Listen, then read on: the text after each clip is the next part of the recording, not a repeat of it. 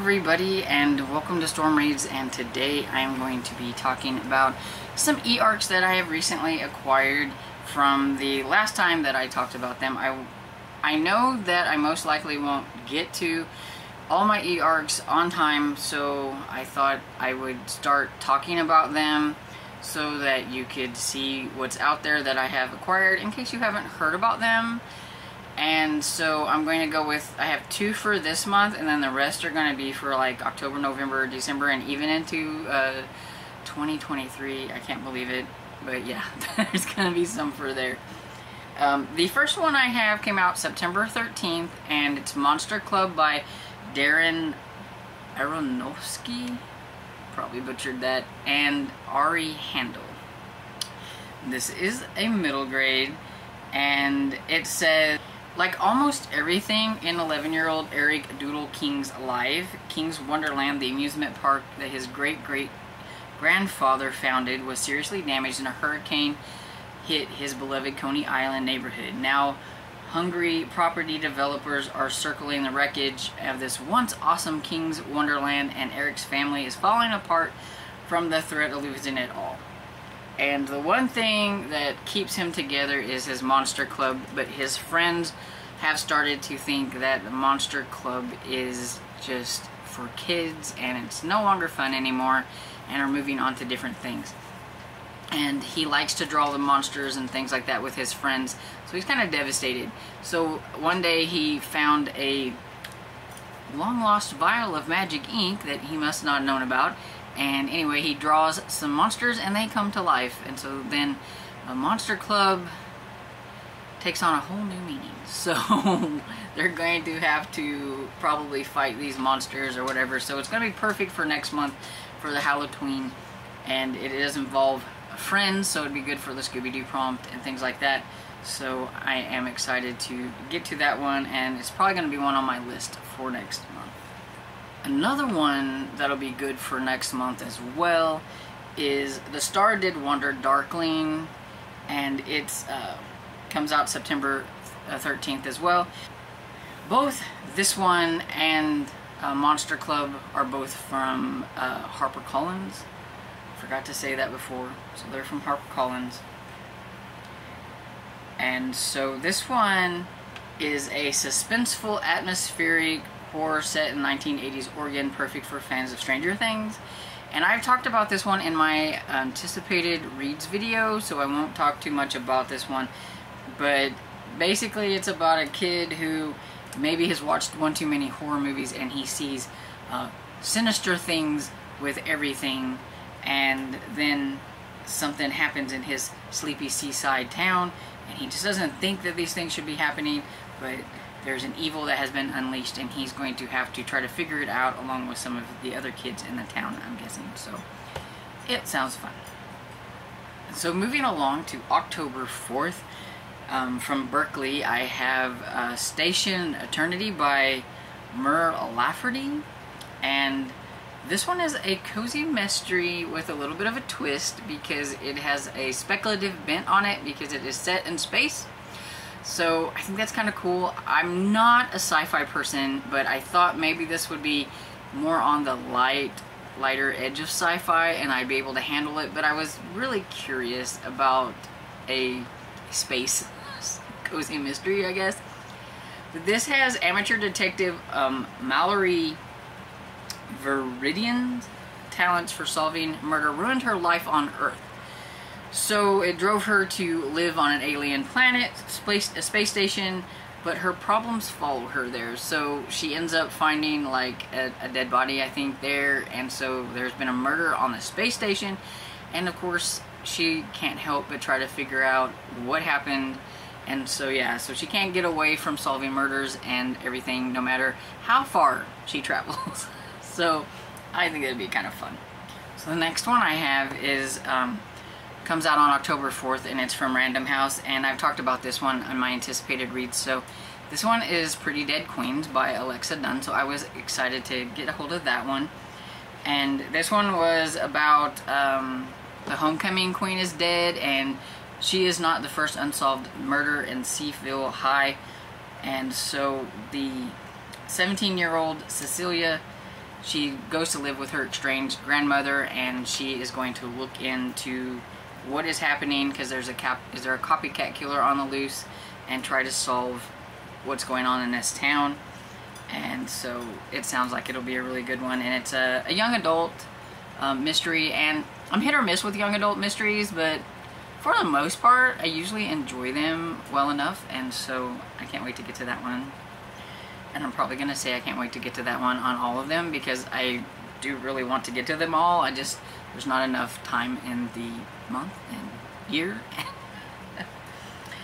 And so most of these I got from NetGalley, but there are a couple on here that I did get from Edelweiss, and this is one of them. It's How to Heal a Griffin by Meg Canistra. I'm probably butchering that. So this one is a middle grade, and it says to save her family, she'll have to make a dangerous bargain and tip the scales off balance. So with her 13th birthday just around the corner, Gaida, and I'm not even going to try to pronounce her last name, has to make a big decision. Will she join the family business and become a healer, or follow her dreams? But even though she knows her calling is to heal vulnerable animals, using her powers to treat magical creatures is decidedly not allowed. When a group of witches kidnap her beloved older brother Rocco and her parents are away, Gaida is the only person left who can rescue him. Swept into a magical underground city of Malavita, Gaida will need the help of her new companion to save her brother and risk losing him forever. So it sounds like it's going to be kind of it's a middle grade fantasy. She's going to have to heal that griffin or whatever it is, and she's going to use her powers, probably her magic, to do things she wasn't supposed to. But I don't know, the cover looks really cute, and so I'm excited. And this one comes from, let's see, Inkyard Press.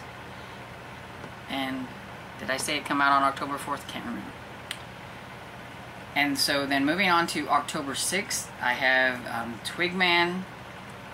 This one I've also talked about in anticipated reads. This one is by Sana Razul, and it says it is a spine-tingling, spooky middle grade debut. This Halloween, there will be children across the country staying up late to read the Twig Man under the covers by torchlight. Beware the Twig Man, the Twig Man's hex, beware the Twig Man, or you will be next. And I think it's about, 12-year-old sister, Ari's sister, Lana, ran away, and so she's going to try to find her, and so she's going to have to go into the spooky haunted woods to do so. And I guess there's something called the Twig Man in there. But yeah, definitely a good one for Halloween time for middle graders, and I can't wait to get to that one too. Then on October 11th, from Bethany House, so this one is a Christian thriller, mystery thriller, and this cover is probably one of the reasons I got it. It looks so great for this time of the year. It just really has that atmospheric, spooky kind of look to it. And it's the Premonition at Weathers Farm. Weathers? I never can say that right. Farm. And it's by Jamie Jo Wright. I have no clue who this author was, but I was just looking around at the mystery thrillers, and this one popped out at me. And I don't mind reading Christian books, as I am one, so it doesn't bother me. But I just haven't read any in a while, and so I thought, I need to get back into doing that. And this sounds like the perfect one. It says, the voices of the past can't stay silent forever. In 1910, Michigan, Paralet Van Hilton is a self-proclaimed ritual healer, leaving the local doctors convinced she practiced quackery. It doesn't help that her mother is a spiritualist who regularly offers her services to connect the living with their dearly departed. But when Paralet is targeted by a superstitious killer she must rely on both the local doctor and an intriguing newcomer for assistance. Then it says, in the present day, Molly Waski, not going there. Life has not gone the way she dreamed. Facing depression after several miscarriages, Molly is adapting to her husband's purchase of a peculiar old farm.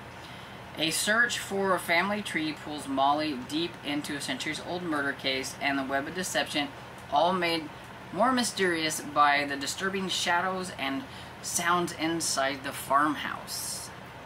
So, yeah. Sounds like it's gonna be a fun one. And I like that it kind of put on here that the main character suffers from several miscarriages, so then you already know there's going to be like a trigger for that. So if that bothers you, then you know you shouldn't read this one. So I think that's kind of cool to put on there. So the next one I have comes out October 25th from Harlequin, and I had talked about this one, I believe, on my anticipated reads. It's Wyoming Winter Rescue by Juno Rushden, and this one says, well, what was more treacherous, confronting a killer or her ex-boyfriend? So that one sounds fun. Anyway, it's a cowboy romance. It's an intrigue, and I know it's going to be good. And it says, looks like a serial killer has targeted Lynn, so those are like my favorite. I like my serial killer books, and so I'm really excited to get to this one. Then moving on to December, we have December 6th from Crooked Lane Books. It's called The Little Red House by Liv Anderson. And this one says, 12 years is not enough to erase the sins of the past, but the future is even more terrifying in this thrilling read, perfect for the fans of Megan Collin and Julia Hyberlin, which I don't think I've read either one of those. But it says, in 1997, Eve Foster's daughter, Kelsey, runs away from New Mexico and vanishes without a trace. Eve is convinced that she's the victim of a serial killer who's been hunting women in the region, but Kelsey's body is never found. Years later, Eve dies, leaving everything to her adopted twin daughters. The majority of the wealthy estate in Vermont goes to Lisa, the good daughter, while Connie inherits only a small stipend and property in New Mexico. Connie, often the target of Eve's cruelty, suspects this was another one of her mother's vindictive games. Connie arrives in New Mexico to find a small, dilapidated red house in the desert, and the home's mysterious caretaker, Jet Montgomery, living in the shack on the property. She learns there have been a string of women murdered in the area, murders that no one is talking about. Before Connie can get to the truth, her mother's sadistic mind games come creeping back from the grave, and now the danger becomes all too real. With a serial killer on the loose and a trove of deadly secrets coming to the surface, Connie is desperate race to save herself and what little is left of her shattered family. So yeah, that one sounds really good and creepy. So now I'm going to be moving into the ones that come out next year. So I have January 10th, I have The Nightmare Man by J.H. Markert. I'm probably butchering that name. And it's got a super creepy cover. This one should have come out this year in like October or something, because it's got like a super creepy cover. But yeah, it's the 10th of January. It's from Crooked Lane Books. And it says T. King Fisher meets Cassandra Caw in a chilling horror novel, which illustrates the fine line between humanity and monstrosity. Blackwood Mansion looms surrounded by nightmare pines atop the hill over the small town of New Haven. Ben Bookman, best-selling novelist and heir to the Bookman estate, spends a weekend at the ancestral home to finish writing his latest horror novel, The Scarecrow. Now, on the eve of the book's release, a terrible story within begins to unfold in real life. Detective Mill arrives at the scene of a gruesome murder, a family butchered and bundled inside cocoons stitched with corn husk and hung from the rafter of a barn, eerie, mirroring the opening of Bookman's latest novel.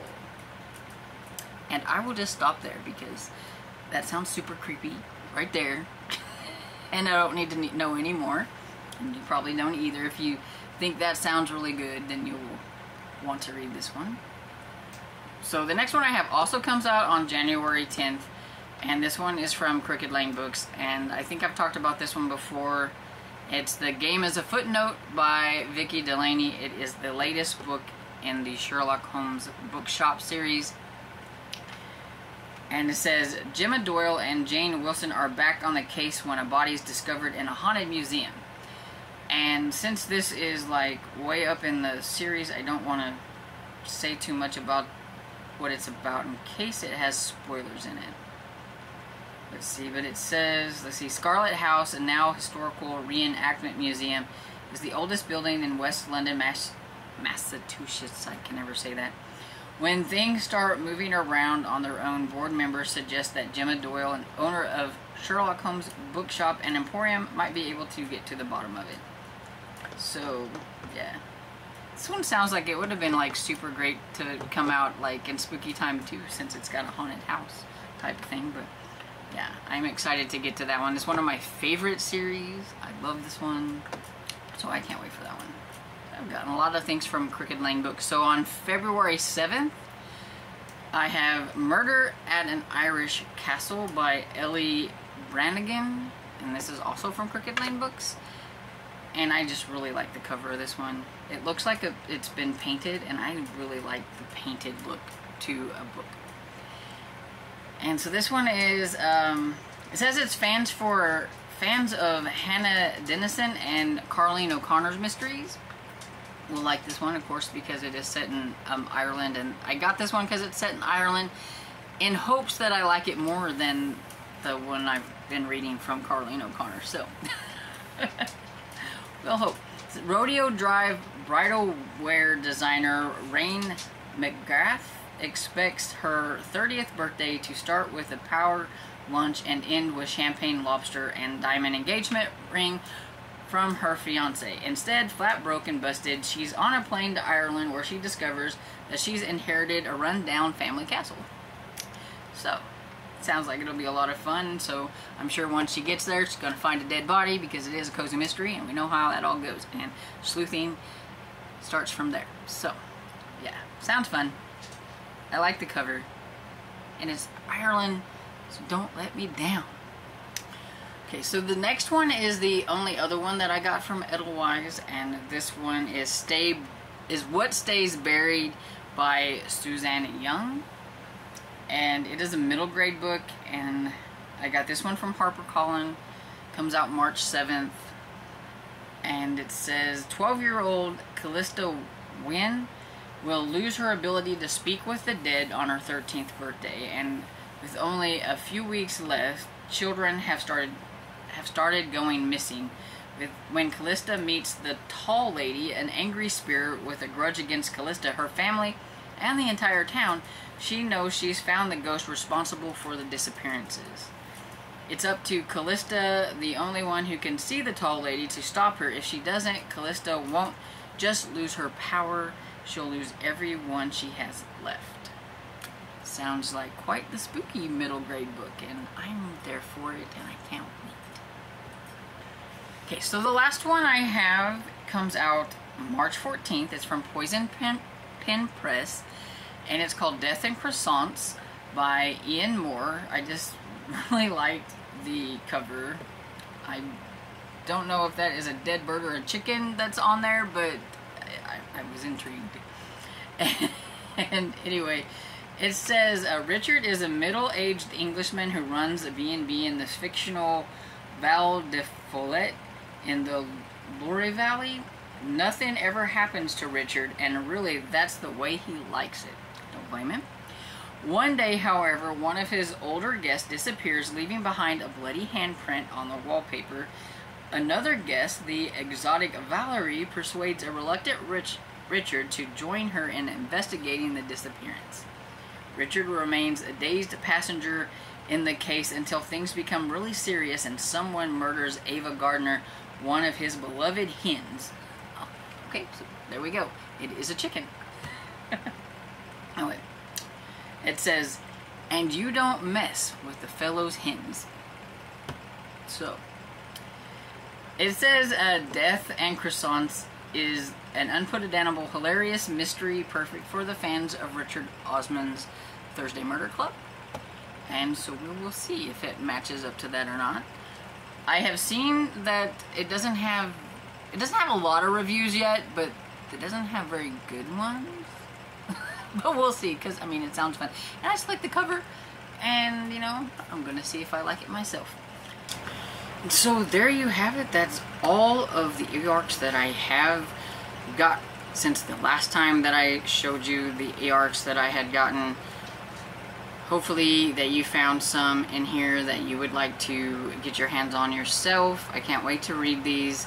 I am so lucky that I got these from NetGalley and Edelweiss and the publishers, so I want to make sure that I say a nice big thank you to the publishers who allowed me to get these to read. And so let me know down below if you've seen anything on here that you are interested in. I piqued your interest in anything. If you have gotten these eARCs yourself, let me know about that too. And I hope you enjoyed this video, and if you did, please give it a thumbs up and subscribe, and I will see you all in the next video. Bye.